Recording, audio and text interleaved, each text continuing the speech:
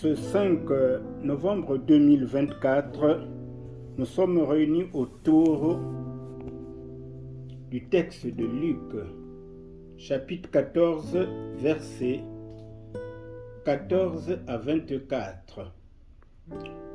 Ce texte, nous pouvons l'intituler « La parabole des invités au grand repas ».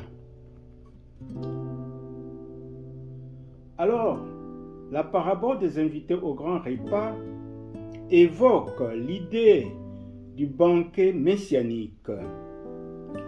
L'invitation est envoyée à plusieurs reprises, mais les destinataires préfèrent vaquer à leur train de vie journalier. L'invitation est ainsi étendue à ceux qui n'étaient pas concernés au départ. Ainsi, la parabole des invités au grand repas est une illustration du royaume des cieux, royaume tel qu'il s'établira à la suite du rejet de Jésus. Le royaume a été fait semblable à une grande réception pour laquelle l'homme qui invite représente Dieu et le serviteur qui est envoyé pour inviter ceux qui doivent participer à ce repas, c'est le Christ. Ainsi, cette parabole illustre la présentation de Jésus aux Juifs et montre les conséquences de son rejet. Les convives qui refusèrent l'invitation. Mais elle illustre aussi l'appel des gentils à jouir de ce qu'Israël avait refusé.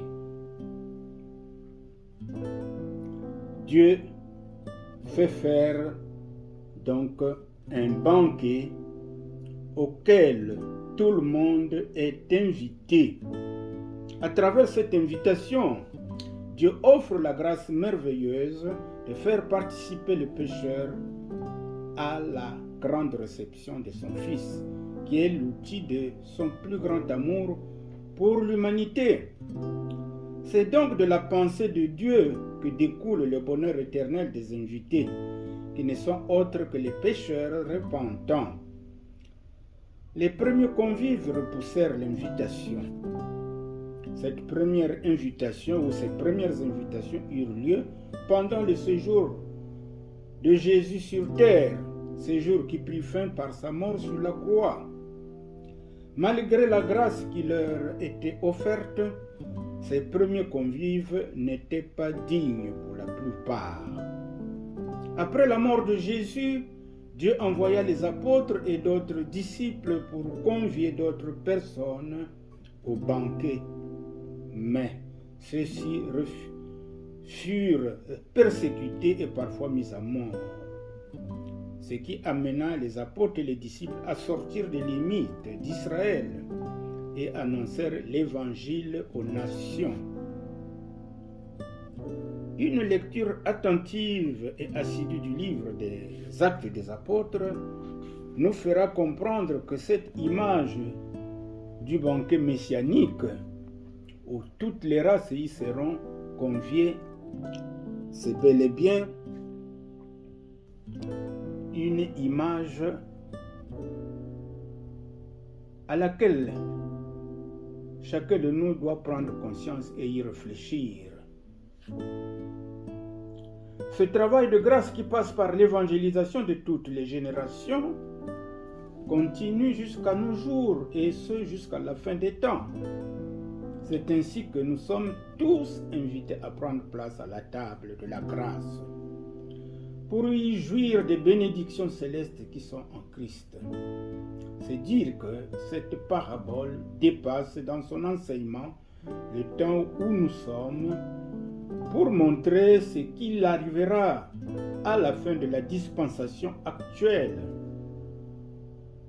Si la parabole où la parole de Dieu nous invite à prendre part au banquet céleste, il faut nous laisser revêtir de Christ, car Christ est la robe de justice, de la justice divine que Dieu s'est acquise pour le pécheur par le sacrifice à la croix.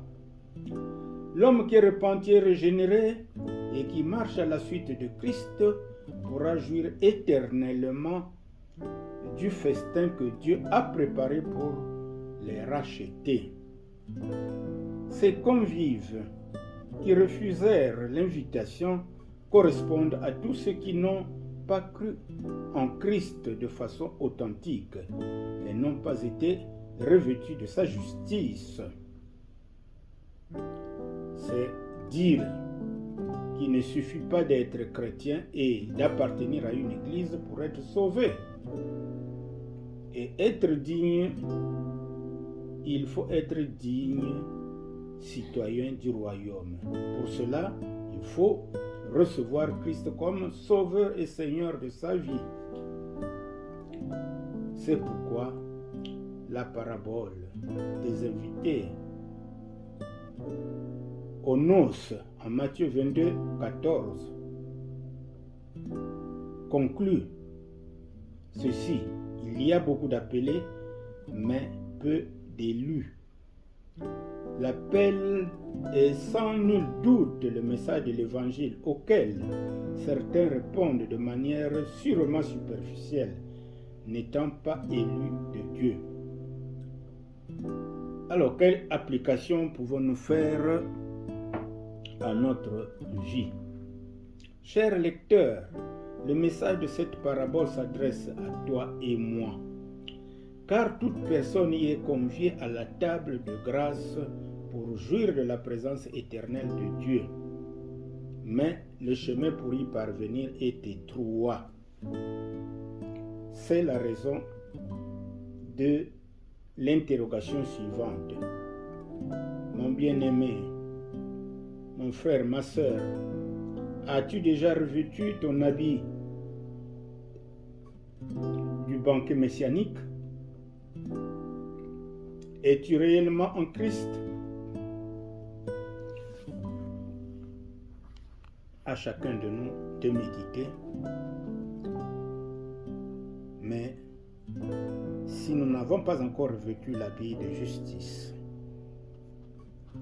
l'habit de Christ, il n'est pas trop tard. Dieu nous donne encore du temps pour nous convertir. Que Dieu vous bénisse.